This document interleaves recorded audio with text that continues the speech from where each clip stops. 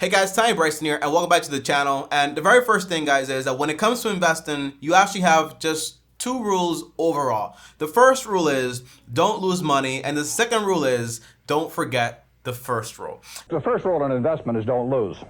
And the second rule in investment is don't forget the first rule, and that's all the rules there are. I mean, if you buy things for far below what they're worth, and you buy a group of them, you basically don't lose money. And I wished I remember the first rule early on when I started investing, because there was some money that I actually lost early on, and eventually I actually broke even. But that's the main principle when it comes to investing. The whole goal behind investing is you obviously don't want to lose money. And that's why in this video, I'm going to give you guys 9 principles to actually help you with this goal and to actually understand how investing actually works. Now, these are principles that I wish I actually learned early on, because early on when I first started investing, my only goal was I want to make as much money as possible, and I don't care how much risk I have to take. I'm just going to take every single risk I possibly can because I'm young and I can always make it up later if things don't go right. And by the way, that's the absolute worst attitude you can have when it comes to investing. And by the way, do me a favor and also smash the like button, and let's get right into the first one. Now, the very first one, guys, is going to be no profit is going to be worth your capital. And your capital is obviously the money you actually have. It's the money you work for and saved, the money you inherited, or even the money you won by doing the lottery thing. However, I noticed that the faster something comes, the easier it is to go. People that win the lottery, they lose it. People that make money illegally, they lose it. People that basically inherit money, they lose it. But usually people that actually work hard for their money, they tend to be conservative, fearful, and worried about actually losing it. And guess what? They make smart investments that don't risk everything they have. You don't want to make those investments. Now, here's an example. I had a friend back in New York when I actually lived there. It's kind of a good friend.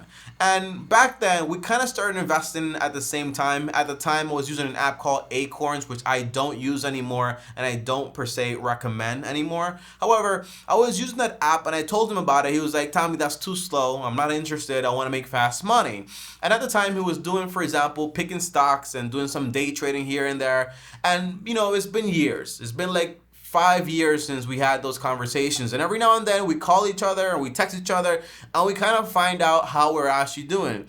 And last time he was doing day trading, then he was doing Bitcoin, and then he was doing basically forex trading. And when he called me, I told him, you know something, I'm going to confront you. You've been doing things wrong this whole time. You've been so interested in trying to make so much money that you basically just lost your capital over and over and over again. Every time we spoke, he had like less than 1,000, sometimes 2,000. And I was like, if you had just invested the money the way I was investing the money, which is basically slow and steady, you would have had a good chunk of money by now. And notice, you take risks, but you keep losing everything. And he told me, Tommy, you're right. And by the way, it all comes down to the principle that no investment, no profit, no return is going to be worth your capital, because those are the tools that you need to make money. Better go slow and steady. Now, number 2, guys, is going to be invest first, then use what's left over for whatever you actually want. You ever notice that when you get a paycheck, Uncle Sam always takes his cut first, and then at the end of the year you can ask him questions, and if he took more money, he gives it back to you? But when people leave investing for last, they never have money left over, because once they actually are done budgeting and everything's been spent and the rent's been paid, the bill's been paid, you bought the food, nothing is left over. So here's my recommendation to you guys. When you get paid, grab 10% of your money and invest it immediately, and then use the other 90% to actually live on. And it's really that simple. This way, you do that first and then you live on the rest, and you probably will not miss it. And if you're wondering, Tommy, what do you invest into, by the way?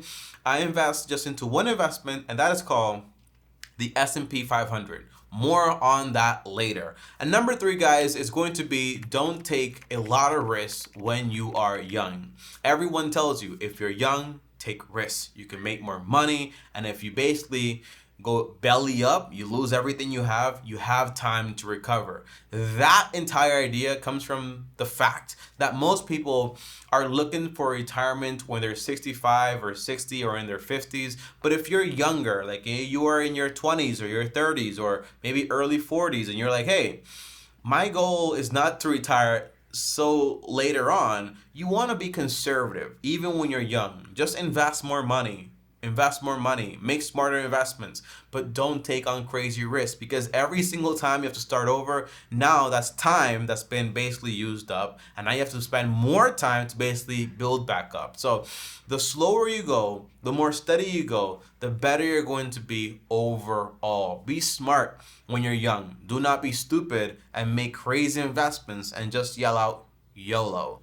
Now, number 4 is going to be invest in what you understand only. So believe it or not, when I first started investing, I had a lot more investments than I do right now. I had, for example, over 7 to 8 different ETFs or index funds at the time, and it was because that's all I understood at the time. And I made some investments into individual stocks each and every now and then, and that's all I really understood a little bit of. Now, when it comes to investing, you don't want to make investments into things you kind of understand. You want to make investments into things you fully understand. You might say, Tommy, you can never fully understand something. The answer is, you're not going to come to some full comprehension, but you're going to come to a comprehension where you can actually be fully confident in what you're actually doing. It's like you're getting on a plane, you know how a plane works, you know that it's safe, and that's why you get on it. But if you don't trust the plane at all, why are you getting on this plane? Same thing with investment. So that's why today I only have one investment, the S&P 500. I fully comprehend this investment, its risks, its profits, its return, its potential, everything. I understand it enough to give me confidence just to make this sole investment. But early on, it took me about 5 to 6, I think to 7 years to actually get to just one investment, because I wasn't willing to do that early on because I didn't fully understand it. But today I'm like, I get it now. I get why Warren Buffett would say you just need the S&P 500. I get why Charlie would say the same thing, and a lot of investors say the same thing. But I wasn't making that choice because of them. I was making that choice because I finally came to an understanding myself, and it's my money, and I want to make sure I fully understand what I'm investing my money into. When you make investments based on other people and not based on you, and you don't understand it, you don't know if that person changes their mind, you don't know if things change overall, you won't be able to make any adjustments because you don't understand. So understanding yourself is going to give you full comprehension in a sense to make adjustments if need be. Now, number 5 is going to be live frugally, less is more. There's something called in the business world overhead. Overhead is kind of like the cost of doing business, and in this sense is like the cost of you actually living. The more overhead you have, well, the more risk you actually have overall. If I was walking around like Times Square in New York and I grabbed 100 men and I asked each person, hey, how much money do you make? You would actually get a wide range of incomes. But I almost guarantee that between 80 to 97% of these men, most of them, they're not going to be financially independent. They're probably going to be broke and probably going to be in debt, because those are actually the averages. And most of them are going to be paycheck to paycheck, even though they make wildly different amounts of money. Some might make 30, some might make 100, some might even make $500,000. But it's not about how much money you make, it's about how much money you keep. And the less money you need, the more you'll have available to actually make smarter and better and more investments overall. So that's something I learned, okay? When you make more money, don't increase your lifestyle, and don't think that your lifestyle is going to directly impact your happiness meter. The answer is no. There's a certain level of fulfillment that money can bring you, and then past that is just you doing nonsense, okay? You don't need a house with like 10 bedrooms. You don't need an apartment that you're paying $3,000 for a month. It's ridiculous. You don't need a car payment of $750. You don't need any of those things to be happy. If you have a little Toyota, you have a little apartment, and you have, for example, no debts, you're going to be better off overall. overall. And if you have a lot of money that you make from your income, use that money to invest. So then you can basically not have to work for money overall, okay? The goal is not to have a career. The goal is not to have some job you're very proud of. The goal is to use work to make you money and to use that money to invest so you don't need to work. The goal in life is not to rise up some ladder. That's something corporate America teaches you to get you to work for them longer, okay? Don't do that. Now, number 6, guys, is going to be stay debt-free forever. You know, we're lied to in America in the sense that we're told that if you don't have a credit score, you don't exist. The answer is yes, you do exist, especially to Uncle Sam because he's still collecting taxes on the money that you're actually making. The truth is, if you don't have an income and you don't have any history, then you don't exist. And even if you have a credit score, you still don't matter. And here's why. If you go to a bank, you go to a dealership, and you go to any of these places and you're trying to borrow money, the answer is going to be how much money do you make and do you have any history? The answer is yes. If you have an income and you have pay stubs and you have tax returns and you have your light bills and you have, for example, your phone bill and all these things, you can show a record of how you've been paying off your bills and the money you actually owe. You don't need a credit score. You don't need any credit cards. I don't have credit cards. I don't even worry about having a credit score. My credit score is probably going to be invisible by the end of this year because I canceled everything about a year ago. It's still there, kind of holding strong, but it's supposed to become invisible anytime now, okay? But that's the idea.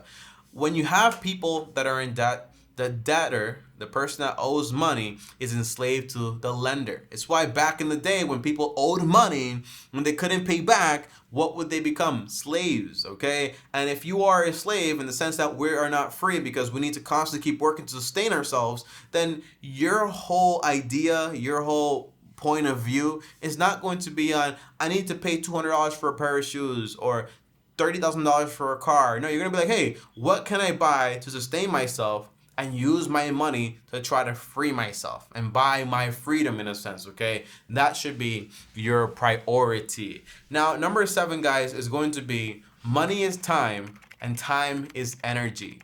Each time you spend money, you're not spending paper, you're spending energy, you're spending time. By the way, there's this idea going around that basically says, money isn't real. It's just paper. It doesn't matter. They print it out like crazy. The answer is you cannot print money. Only the government can print money at will. And whenever they print money, guess what happens? Your time becomes less valuable because you constantly exchange your time for money. Am I wrong? You go to work, you get paid $20 an hour, and that basically means that effectively your time is worth $20 an hour. But not really, because to go to work, you need to put gas in your car, you need to pay for a car, you need to pay for clothes, you need to pay to live close to work and all these things. And when you calculate all the costs of having a job, most likely, effectively, you're probably earning less than like 30 or 40% than when you actually thought you were actually earning. So that $20 an hour, once you adjust cost of actually having that job and everything you pay for to have that job,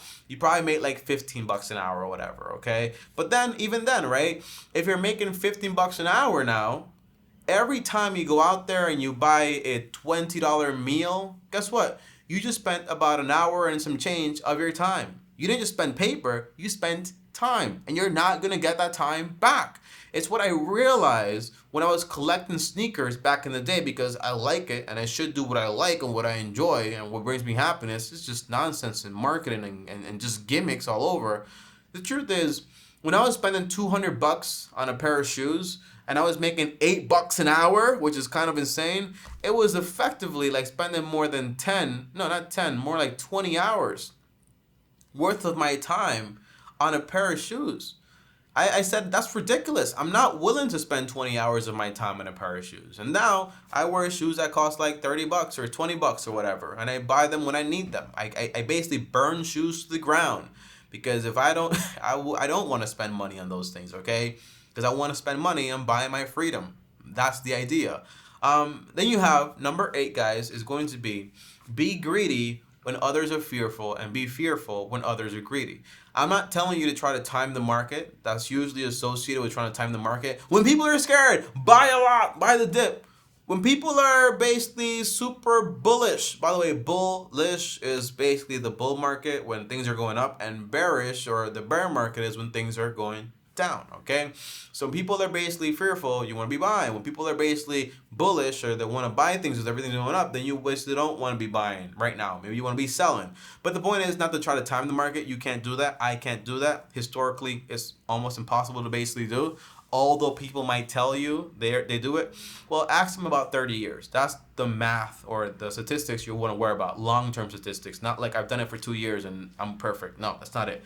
But the idea is, what I usually do, or what I did, was basically I invested the same amount of money every single month. Whether it's 10% of my paycheck, just the same amount of money every single month.